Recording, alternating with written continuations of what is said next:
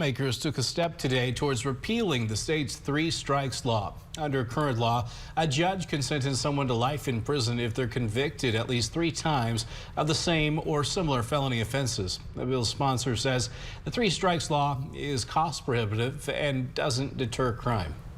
For anyone that is nonviolent but that are serving life sentences, we really want to make sure that we're giving those individuals an opportunity for parole and rehabilitation. Now, there is an amendment potentially excluding people who've committed crimes with weapons.